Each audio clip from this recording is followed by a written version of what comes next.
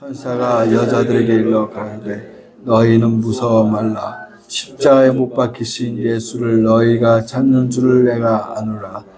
그가 여기 계시지 않고 그의 말씀하신 대로 살아나셨느니라.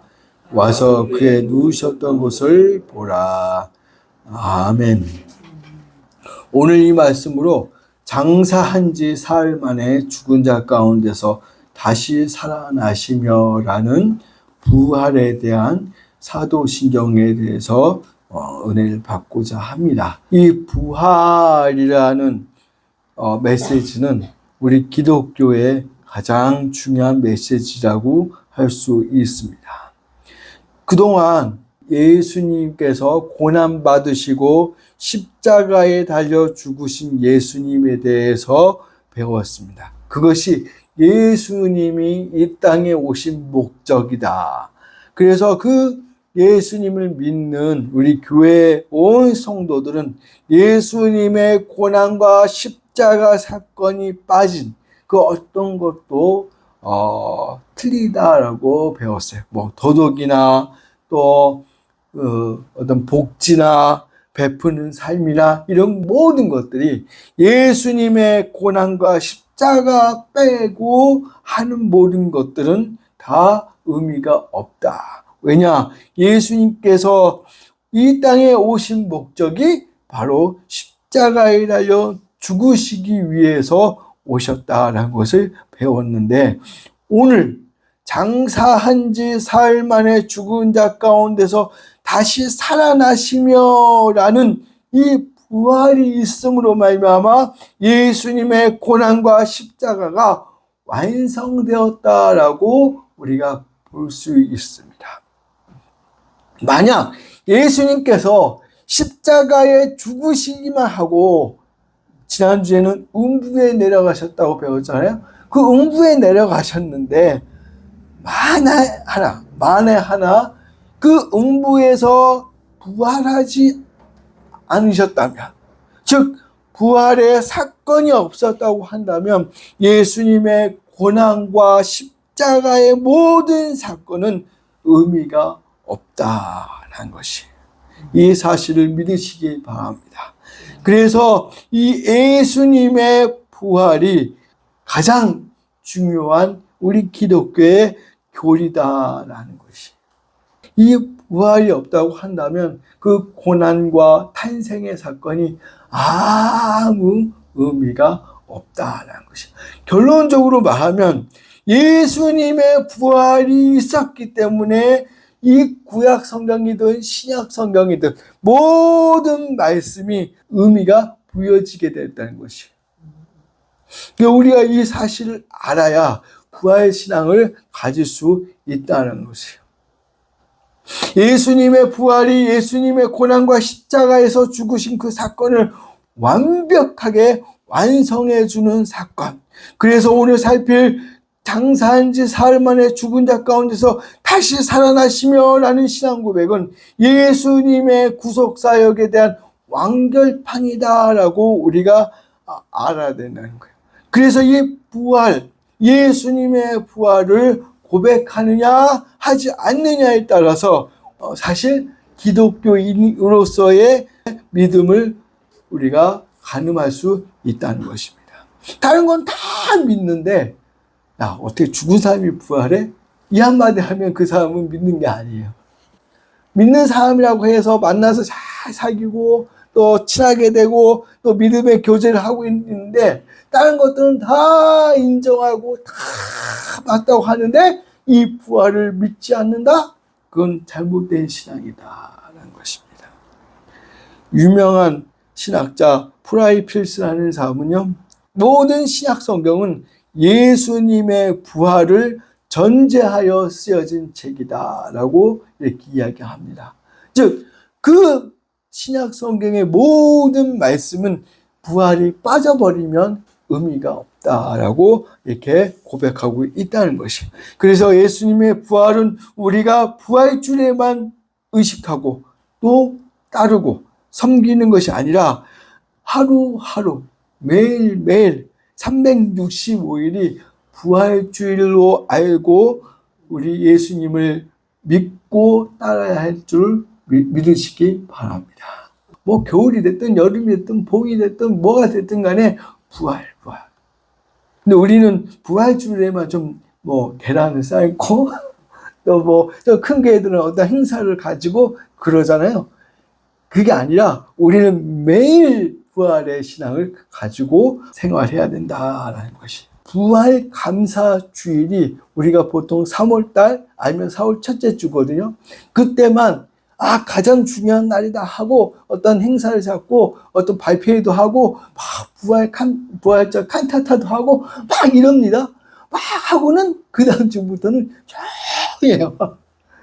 근데 이 부활 감사 주일만큼은 부활에 대한 믿음은요, 그 날만 지키는 것이 아니라 365일 하루하루마다 우리의 입술로 감사로 표출되며 고백해야 되는 주일이고 날이라는 것을 믿으시기 바랍니다. 왜냐하면 이 부활이 없었으면 우리의 기독교의 모든 말씀과 교리가 무너질 수밖에 없었다는 것이.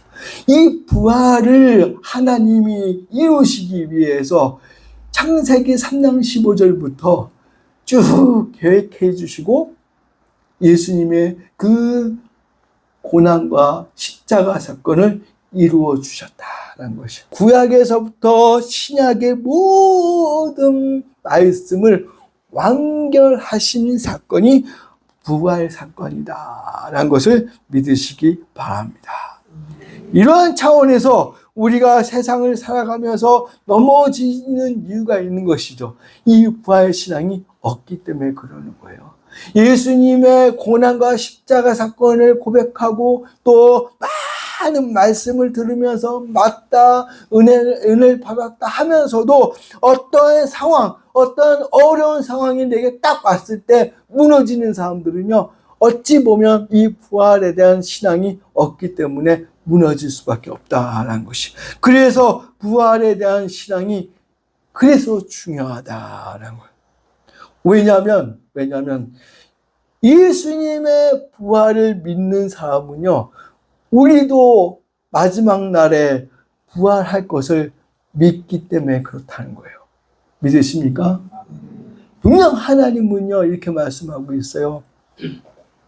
예수님이 재림하시면요, 죽은 자들이 다 살아난다고 해요. 죽었던 사람들이 다 살아나고, 뭐 그때까지 살아있는 사람들은 그 죽었던 사람들과 함께 새롭고 아름다운 모습으로 변형된다라고 말씀하고 있어요. 그러면서 예수님을 맞이한다라고 표현하고 있다는 것이죠. 그러니까 지금까지 자기가 메시아라고 해가지고 나타나갖고 갑자기 나타나고 내가 메시아다 이렇게 하는 사람들 다 거짓말이에요. 왜? 죽었던 사람이 살아난 역사가 없잖아요. 이거를 우리가 신학교에서 배울 때 막 그거 갖고도 논쟁도 하고 우리 교수님하고 이야기했는데 지구가 동그랗잖아요. 예수님이 이쪽에서 오시면 이쪽에서 어떻게 봐요? 그렇잖아요? 이쪽에서 오시면 이쪽에 있는 사람 어떻게 봐요? 완전 이 세상을 멸하시러 오시는데 이 지구의 모양에 문제가 있냐 이거죠. 다 살아난다는 것이죠. 다 살아나서 오신 메시아, 재림하신 그 예수님을 바라보면서 하나님을 믿는 성도들은 예수님과 함께 저 천국으로 올라가는 것이고 예수님을 믿지 않고 불순종하는 자들은 영원한 형벌인 지옥으로 떨어질 수밖에 없다는 것을 믿으시기 바랍니다.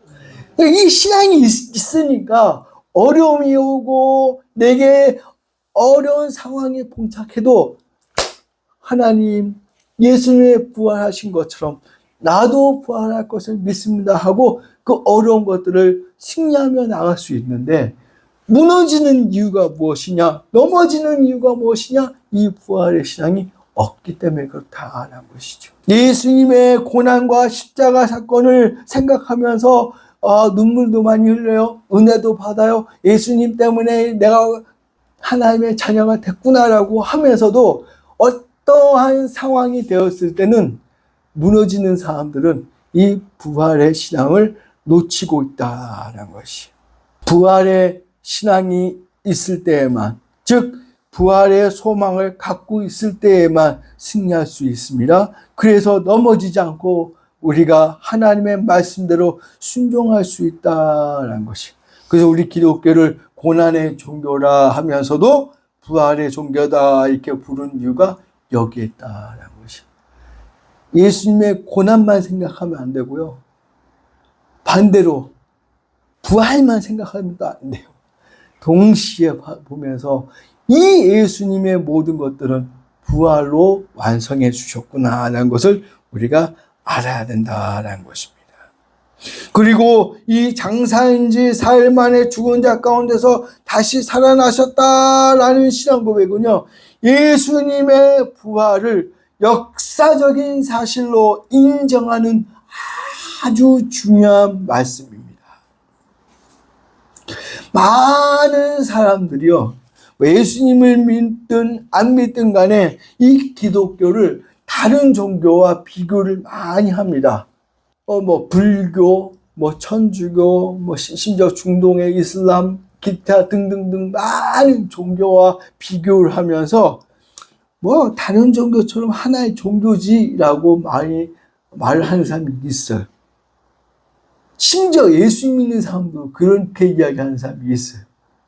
내가 여러 가지 종교 중에 내가 기독교를 선택한 거지, 기독교가, 그러니까 그 사람들은요, 뭐라고 하냐면, 왜 우리 기독교는, 유독 우리 기독교만 잘났다고 이렇게 말하는지 모르겠다고. 그건 대단히 잘못된 생각입니다. 다른 종교들은, 다른 것들은 우상을 섬기는 종교고, 우리는 살아계신 유일하신 하나님을 믿는 종교임을 믿으시기 바랍니다. 그래서 엄밀히 말하면 우리는 종교가 아니에요. 살아있는 하나님 믿는 유일한 기독교라서 이 종교라는 단어에 국한시키면 안 되는 종교예요. 이게 참 표현이 참 이상한데 무슨 말을 하는지 이해를 하셔야 되는데, 우리는 종교 활동을 한다 그러면서 기독교의 삶을 사는 게 아니에요. 엄밀히 말하면 교회 생활, 기독교 생활, 말씀 생활, 믿음 생활은요, 나의 모든 것으로 젖어 있는 삶이 되어야 될 줄 믿습니다. 그래서 종교 활동하기 위해서 교회에 나오고 예배 드린 것이 아니라 내 삶 자체가 되어야 되는 거예요. 예배 드리고 기도하고 또 말씀 전도하고 또 그런 것들이 내 안에서 우러나오는 모든 삶의 모든 것이 돼야 되는 거예요. 그래서 다른 종교들과 같이 비교하면 안 되는 거예요. 근데 많은 사람들이 비교를 하면서 이 종교도 좋고 저기 종교도 좋고 기독교도 좋아. 거기도 예배 드리면서 좋은 말도 하고 좋은 이야기도 들으면서 나의 어떤 도덕적인 것을 좀 이게 추스릴 수도 있고 좋아. 그 정도로만 생각하는 사람이 너무 많다는 것이죠. 아닙니다. 기독교는요, 타 종교와 비교가 안 됩니다. 기독교는요, 살아나신 예수님, 부활하신 예수님, 부활하신 하나님을 믿는 유일한 종교인 줄을 믿으시기 바랍니다. 그래서 종교라고 하면 안 돼요. 이거는 사실 우리의 삶 전체라고 이야기를 해야 되는 것이, 많은 사람들은 그걸 의식하지 못하고 있다는 것이. 예수님의 부활은 어떤 동화 속에 기록된 아주 재미난 이야기가 아닙니다. 예수님의 부활은 역사적인 사건이며 우리의 모든 삶과 모든 것들을 하나님 앞에 맡길 수 있는 유일한 종교라는 것을 믿으시기 바랍니다. 지난번에 예수님께서 십자가에 달려 돌아가실 때에 빌라도라는 인물을 끄집어 와가지고 예수님의 십자가 사건은 역사적인 사건이라고 말씀해 주셨잖아요. 그런 것처럼 이 부활도 하나님이 그냥 넘어가시지 않고 역사적인 사건임을 우리에게 말씀해 주시는데, 오늘 본문 28장 5절에서 6절 그 다음에 7절부터 쭉 보면은 왜 역사적인 사건임을 밝히고 있는데, 파수꾼들이 있었잖아요. 예수님을 지키던 사람들. 왜 지켰느냐? 왜 지켰느냐? 예수님이 살아있을 때 내가 살아나리라고 말했다고 사람들이 이야기했잖아요. 그러니까 빌라도가 사람들에게 내어줄 때, 그래서 예수님을 핍박하고 책찍질하고 심지어 십자가를 달려 죽게끔 해놓고 어떤 사람이 살아난다고 했으니까 이거 제자들이 훔칠 수도 있으니까 지켜야 됩니다. 그래? 지켜라 라고 군인들을 지키게 했잖아요. 우리나라는 땅을 파서 매장을 하는 장례식이지만 중동 지역은요, 그럴 땅이 없습니다. 사막이에요. 그러면 뭐냐, 이게 산 중턱에다 구멍을 뚫어갖고요. 참 구멍을 그 시대에 어떻게 뚫었는지 모르겠는데, 이 뚫고 큰 돌로 입구를 막는 시스템이었어요. 장례 절차가요. 이유가 어쨌든 간에 예수님이 그 안에 묻히시고 돌로 막아놓고 심지어 그 띠를 띄었다는 거죠.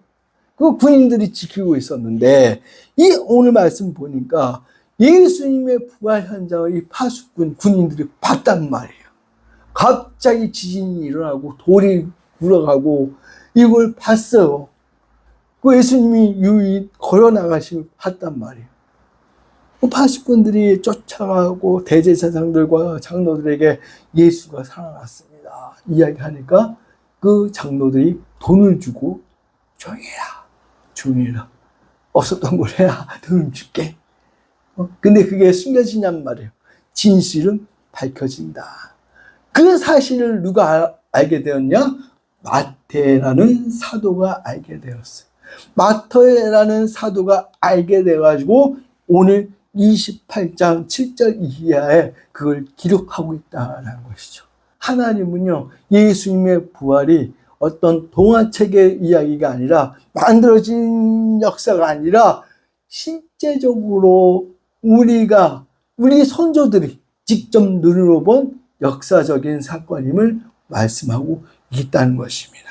그래서 우리가 사도신경을 외울 때에 장사한 지 4일 만에 죽은 자 가운데서 다시 살아나셨다, 이 고백은 사실로 역사적으로 이루어진 사건임을 믿으시기 바랍니다.